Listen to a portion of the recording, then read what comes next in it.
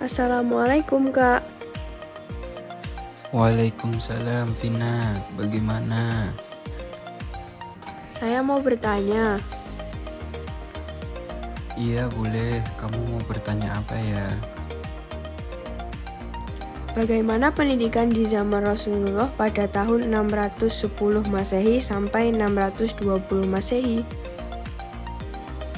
Jadi, Nabi Muhammad pada usia 40 tahun, Allah memberi dorongan untuk menjauh dari keramaian dunia jahiliyah dan beralih kepada ibadah kepada Allah dengan bersolawat atau menyendiri. Muhammad sering mengasingkan diri di Gua Hiro. Terus bagaimana? Pada saat di Gua Hiro, Muhammad ditemui oleh seorang yang mengidentifikasi dirinya sebagai Jibril dan menyampaikan bahwa Muhammad ialah utusan Allah.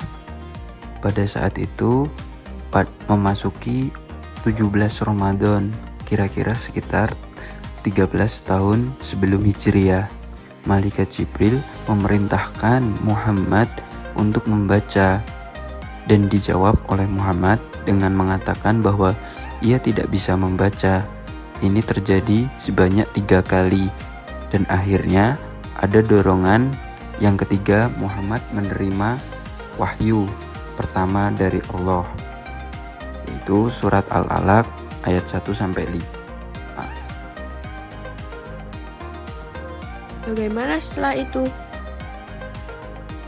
Setelah itu, Rasulullah berdakwah selama 13 tahun di kota Mekah, mulai dari tahun 610 hingga 623 Masehi.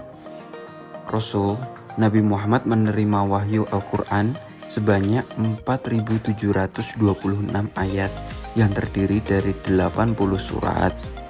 Surat-surat yang turun selama masa ini dikenal sebagai surah Makkiyah.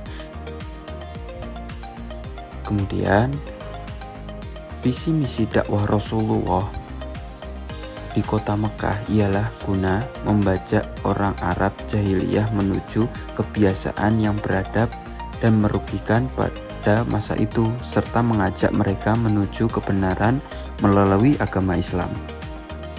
Kemudian, orang-orang yang terketuk hatinya berpihak pada Islam dalam masa dakwah dengan metode sir dan menerima seruan Islami langsung dari Nabi Muhammad SAW, disebut As-Sabiqul Awwalun.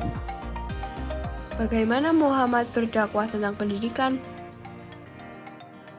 Nabi Muhammad berdakwah tentang pendidikan yaitu dengan metode terbuka. Dakwah ini menghasilkan masuknya seseorang tokoh dari Bani Ghifar yang menetap di barat Laut Merah, yaitu Abu Dzar Al-Ghifari, ke dalam Islam.